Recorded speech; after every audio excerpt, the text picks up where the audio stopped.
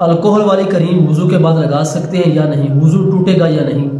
دیکھو الکوہل کی 3 قسمیں ہیں۔ پہلی قسم کی الکوہل ہے کہ بھائی جو کھجور اور انگور سے نکالی جاتی ہے، یہ تمام کے نزدیک حرام ہے۔